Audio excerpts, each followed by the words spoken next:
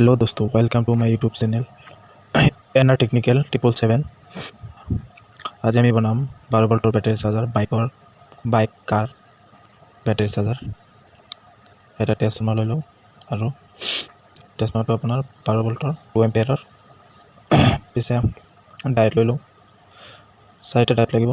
তো এটা আপোনাৰ 2 এম্পিয়াৰৰ 4টা ডায়েট লৈ তাৰপিছত আপোনাৰ এটা কেপাচিটৰ লৈ, কেপাচিটৰটো আপোনাৰ 25 ভোল্ট 1000 মাইক্ৰ'ফেৰাড বা UF, আৰু এটা LED লৈ লওঁ। LED লৈ এটা ৰেজিষ্টৰ আপোনাৰ 1K।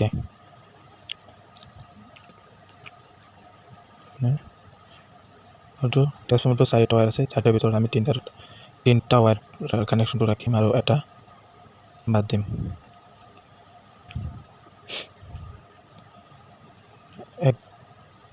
একদম সহজ পদ্ধতিৰে আপোনালোকক বনাওঁ দেখুৱাম। এতিয়া আমি ডায়েটটো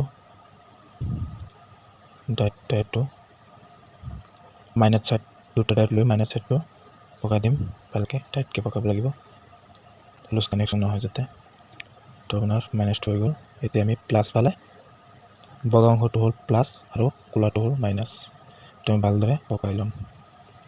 পকাই পিনে এতিয়া আমি দুটা ডায়েট লৈ এইফালে এনেকৈ দিলে হ'ল বা এনেকৈ দিলে হ'ল, একফালে দিলেই হ'ল, কোনো পেচ নাই, একেই কথা। ভালদৰে পকাই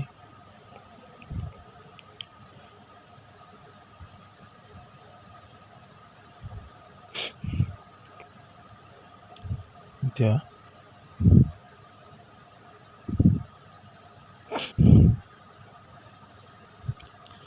ভালদৰে সোল্ডাৰিং কৰি ভালদৰে কৰিব লাগিব দেই। আপোনালোকে অতি সহজে ঘৰত বনাই নিজৰ বাইক বা কাৰৰ বা আপোনাৰ চ'লাৰ বেটাৰীবিলাক এইবিলাক অতি সহজে কাৰেণ্টেৰে চাৰ্জ কৰিব পাৰিব।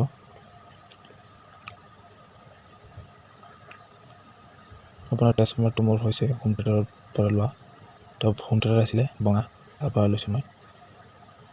তো এনেকৈ পকাই লওঁ। ট্ৰান্সফৰ্মাৰ মাজত দুটা তাৰ আছে, দুটাই এইফালে দিয়ক আৰু এইটো এইফালে দিয়ক।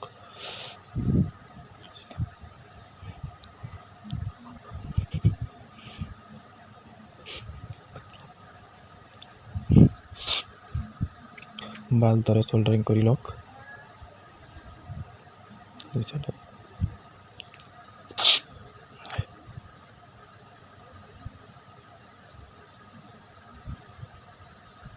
কেপাচিটৰটো আপোনাৰ প্লাছ আৰু মাইনাছ, এইটো হ'ল প্লাছ আৰু এইটো মাইনাছ। এইটো আপুনি এইটো এনেকুৱা নহয়, মই সৰু সৰু ৱায়াৰৰ টুকুৰা লৈ ইয়াত মানে সোল্ডাৰিং কৰিব লাগিব অলপ।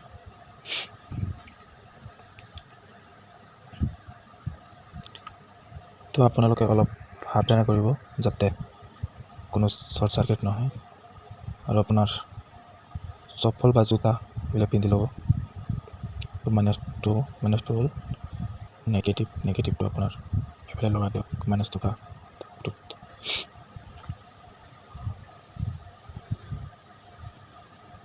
এতিয়া আপুনি কাঠিত ভালদৰে সোল্ডাৰিং কৰিব লাগিব যাতে লুজ নহয় সোল্ডাৰিংবোৰ।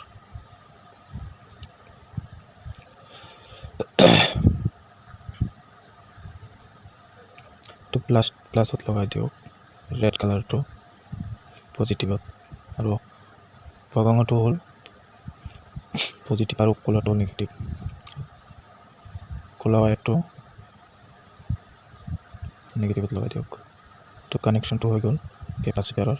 এতিয়া আমি লগাম LED আৰু 1K ৰেজিষ্টেঞ্চটো আপোনাৰ LEDৰ পজিটিভ ফালে সোল্ডাৰিং কৰি তাৰপিছত প্লাছ পজিটিভ ফালে সোল্ডাৰিং কৰি ৰেজিষ্টেঞ্চৰ এটা অংশ আপোনাৰ পজিটিভত কানেকশ্যন কৰি দিয়ক।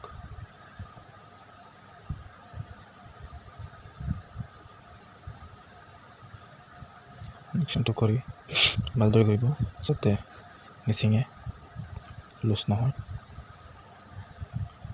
আৰু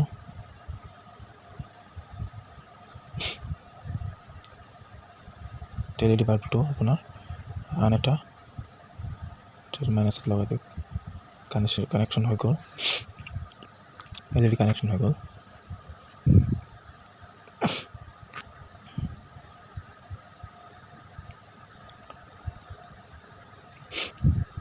এনেকৈ দুটা ৱায়াৰ লৈ আপোনাৰ কোলাটো নেগেটিভ মাইনাছত লগাই দিয়ক আৰু ৰঙাটো পজিটিভ প্লাছত লগাই দিয়ক লগোৱাৰ পিছত এতিয়া আপোনাৰ এটা হৈ গ'ল এতিয়া আমি AC ছাপ্লাইৰ দুটা ৱায়াৰ লগাবৰ কাৰণে আমি এটা কেবল লাগিব কেবলটো লৈ লওঁ এনেকুৱা কেবল লৈ তাত আপোনালোকৰ যদি এনেকুৱা আছে লৈ ল'ব নহ'লে কিবা কপাৰ ৱায়াৰ থাকিলে ৱায়াৰ ল'লে হ'ল এটা হ'লে হ'ল ভাল ৱায়াৰ লাগিব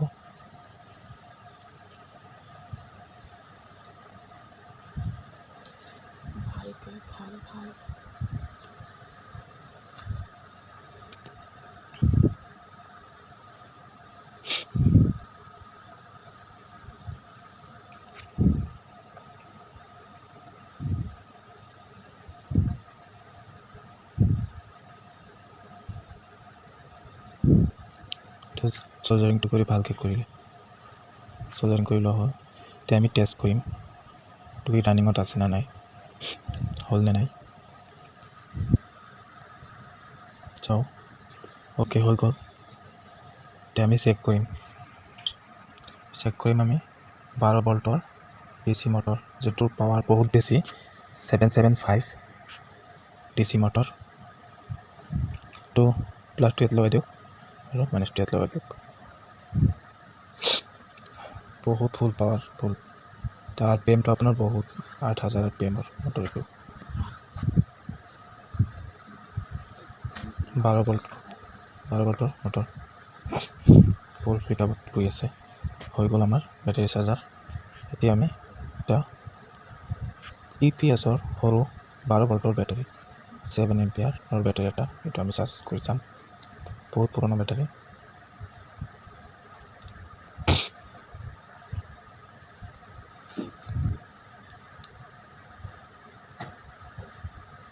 আৰু চাৰ্জাৰটোত আমি আৰু কিবা কিবি লগাবলৈ আছে আপোনাৰ ভল্ট মিটাৰ আৰু এম্পিয়াৰ মিটাৰ দুটা মিটাৰ লগাব লাগিব আৰু এটা কভাৰ লগাব লাগিব যাতে পুৰাপুৰি এটা চাৰ্জাৰ হৈ যায় সেইটো আমি পিছত লগাম আপোনাক চিম্পলভাৱে দেখুৱালোঁ